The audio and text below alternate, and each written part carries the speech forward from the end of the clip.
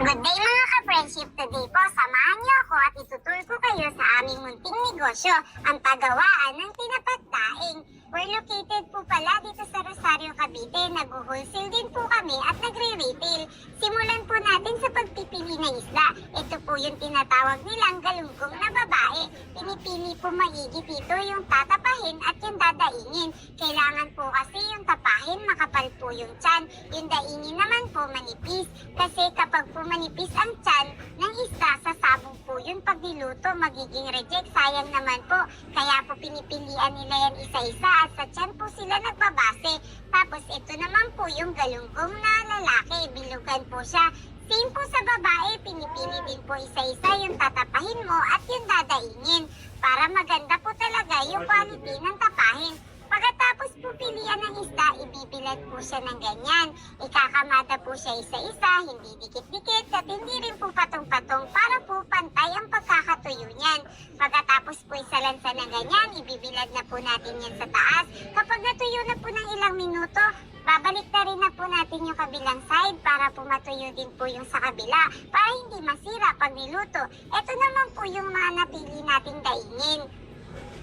Dinadaing na po nila yung isda. Pinibilisan po talaga nila ang pagdadaing kasi nahabol po natin yung araw.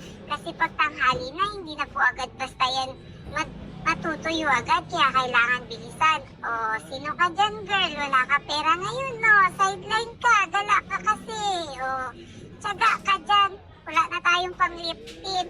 Pagkatapos po magdaing ngayon na po, ipababad na po natin yung sa patis. Yan po yung purong patis na nakikita niyo madalas sa palengke.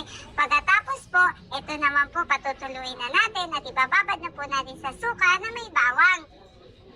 Nang ilang minuto tapos po, ibibilad na natin, ikakamada po natin siya ng ganyan. Hindi po din dapat dikit-dikit at patong-patong para po pantay ang pagkakaluto. Kaya medyo talagang matrabaho po ang paggawa nito.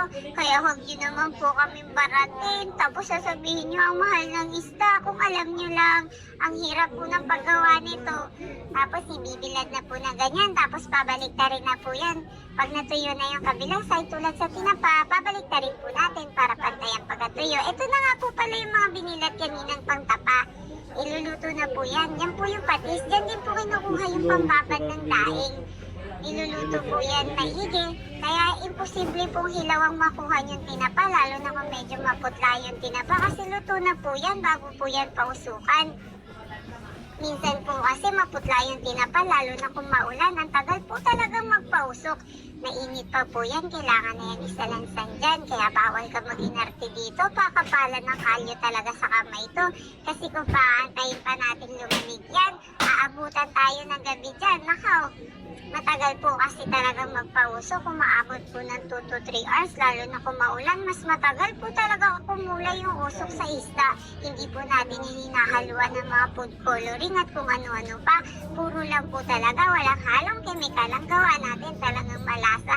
Kaya lasag-lasan niyo po yung usok sa isda.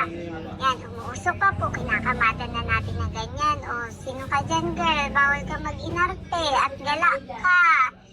Marami pa tayong bayarin. Kaya ikaw, hala, sige, kamada.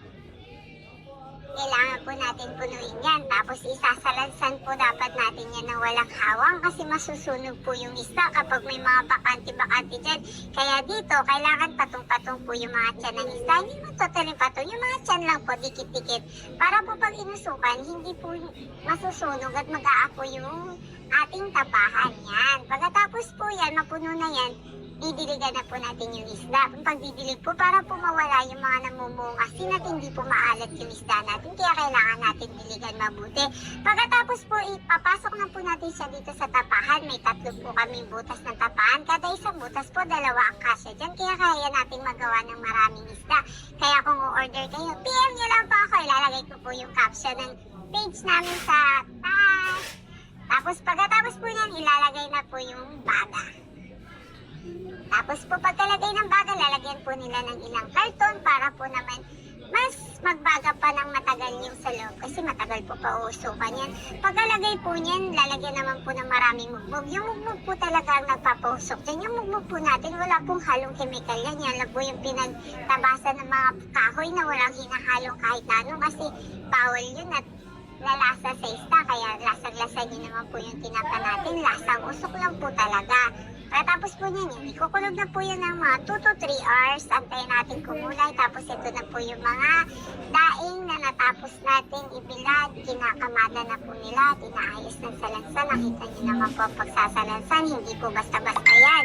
Kinakamada po ng ayos yan para hindi po talaga masira yung isda natin. Ayan.